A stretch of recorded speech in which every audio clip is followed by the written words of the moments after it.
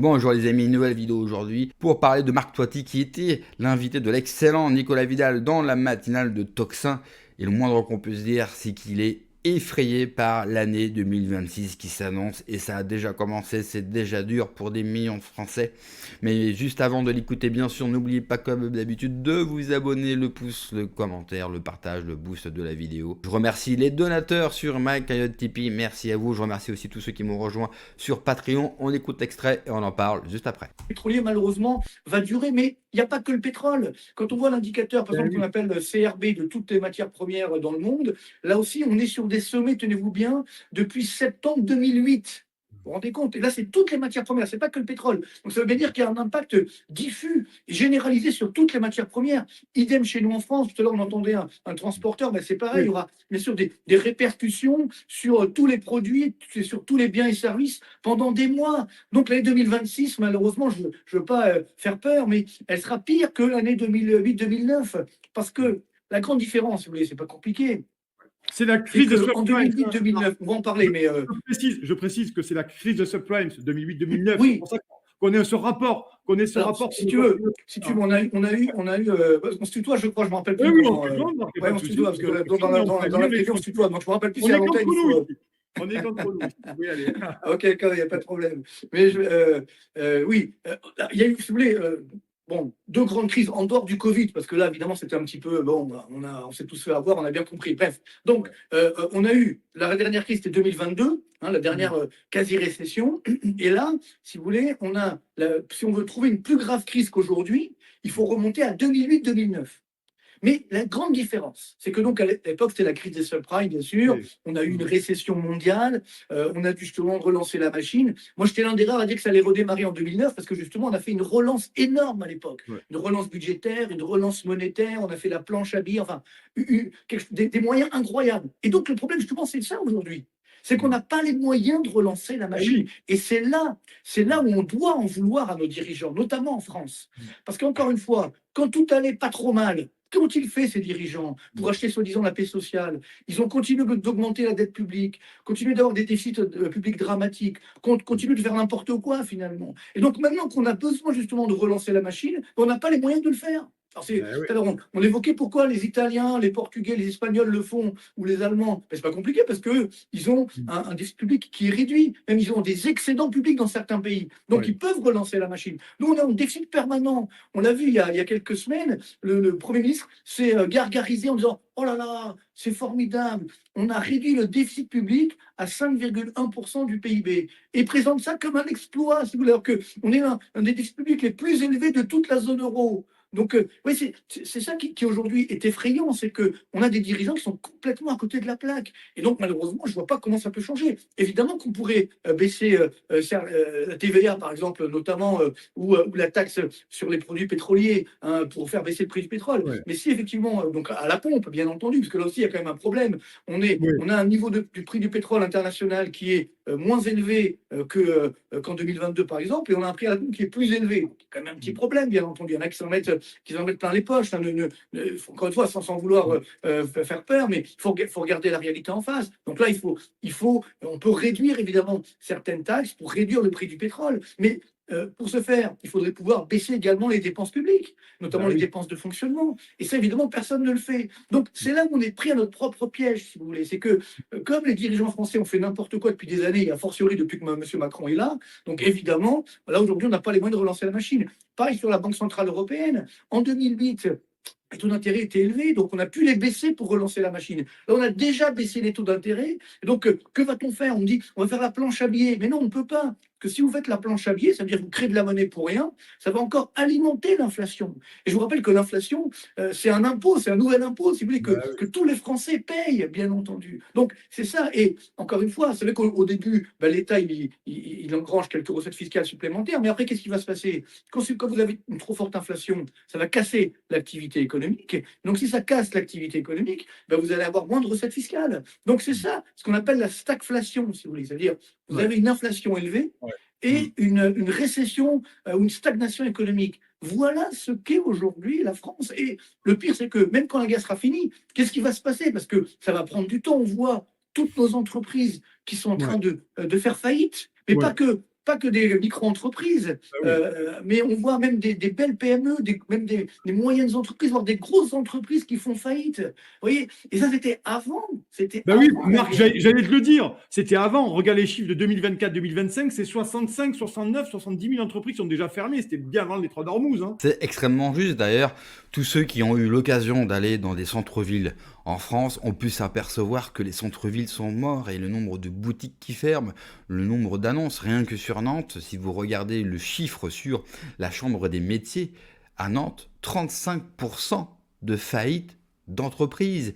Et justement, Mike Borowski avec GPTV Investigation va vous montrer un quartier très marchand, très commercial dans le centre de Paris pour vous montrer le désastre économique qu'est devenu la France. Je vous laisse regarder, on en parle juste après. Tout se casse la gueule et d'ailleurs, je vais pas aller bien loin, hein.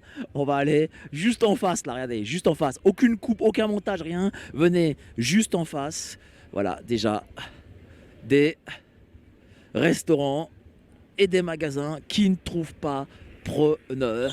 Pourtant regardez, c'est la gare là, regardez tout ce monde, eh ben, malgré ça, regardez bien, vous avez vu, et la boutique là, a loué 607 mètres carrés de commerce. Hein. Voilà. Regardez, 607 mètres carrés, c'est quand même pas rien. Hein. Mais ça aussi, ils trouvent pas. Personne ne trouve rien. Bon, on va continuer ensemble. Allez, venez avec moi.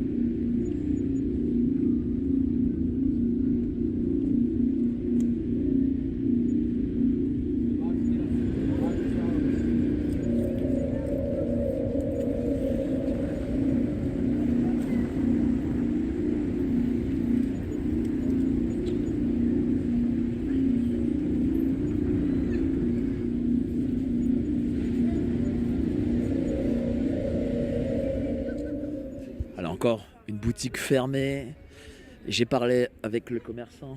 On me parle de boutiques qui ne sont pas louées ici. Saint-Lazare. Saint-Lazare, 8e arrondissement, depuis 5 ans. 5 ans. Enfin, c'est boutique Saint-Lazare. Enfin, je sais pas si les gens se rendent compte, les Parisiens qui me regardent le comprennent, je pense. Ah bah tiens, encore une. À louer, boutique, rez-de-chaussée 66 mètres carrés, sous-sol 65 mètres carrés. Voilà, allez, ça continue et ça continue. Ce pays est un naufrage complet.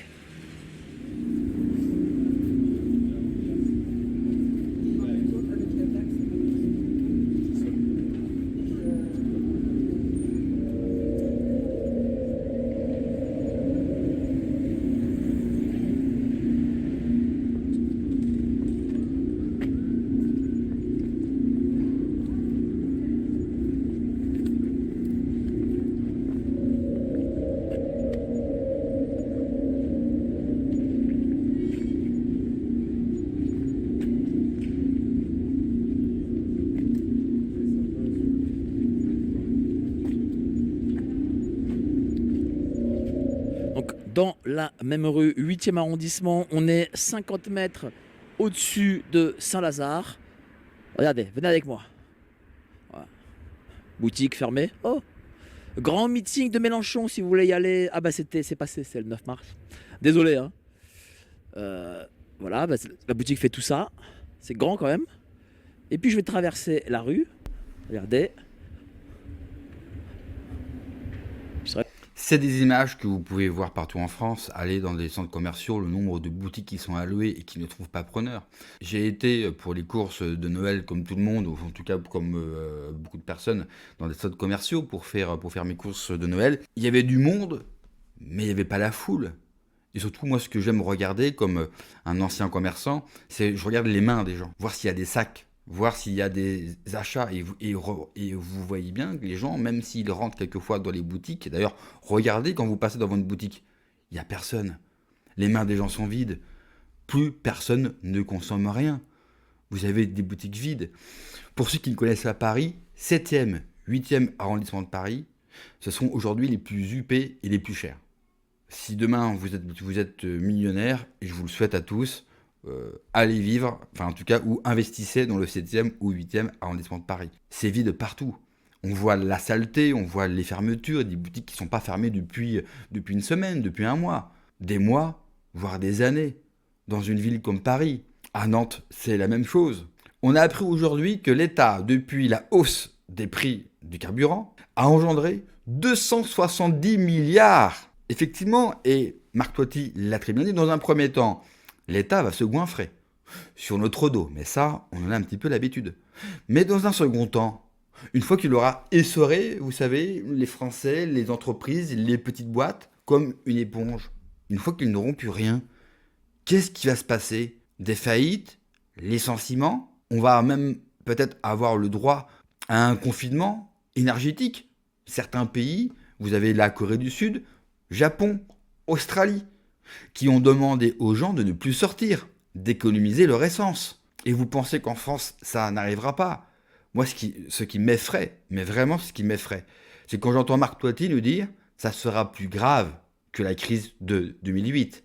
Ça fait très longtemps qu'on l'attendait, cette crise. Alors certes, on pensait que ça allait être provoqué par autre chose, finalement ça sera la guerre en Iran.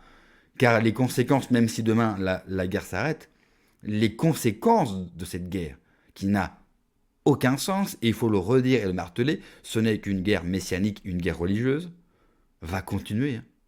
La guerre en Iran va faire un mal fou. Alors, l'État va en prendre plein les fouilles, les entreprises vont fermer, les gens vont limiter leurs déplacements, on va tuer l'économie, on va tuer la consommation, on va tout tuer. Et le plus drôle, si je peux me permettre, on entend des ministres en France dire aux gens, bon bah, allez acheter des voitures électriques. Mais on n'a déjà pas les moyens de faire un plein, il faut acheter un véhicule électrique. Surtout quand vous connaissez les prix des véhicules électriques.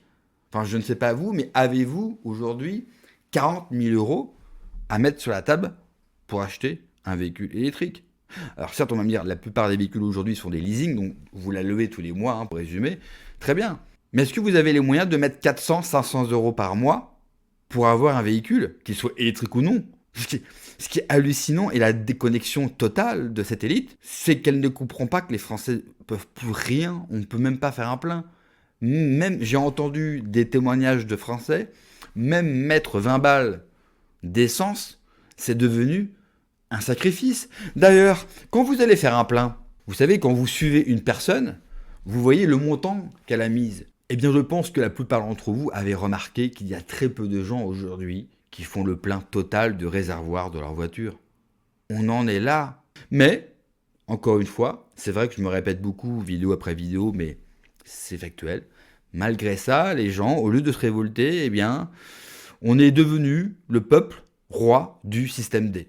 Voilà. On est quelque part, ça me désole parce que j'aimerais avoir une réaction de mon peuple. Et de l'autre côté, je suis ébahi par leur calme. Je suis impressionné par la résilience qu'est capable le peuple français. Même dans la tempête, même dans la difficulté, eh bien, contrairement à ce qui est dit par une certaine droite française, ce peuple-là reste courageux, reste travailleur, va faire d'énormes sacrifices pour eux-mêmes, pour leurs enfants, et va continuer à vivre, va continuer à aller bosser. C'est ça la réalité et la vérité sur le peuple français. Et ça, personnellement, ça m'impressionne beaucoup. Parce qu'il faut de la force, hein. Il faut une grosse force mentale pour pouvoir accepter, assumer, souffrir de telle sorte. Et pourtant, malgré cela, garder un cap. Merci d'avoir regardé la vidéo, les amis. N'oubliez pas, comme d'habitude, de vous abonner, le pouce, le commentaire, le partage, le boost de la vidéo. Prenez soin de vous, que Dieu vous protège. Allez, ciao.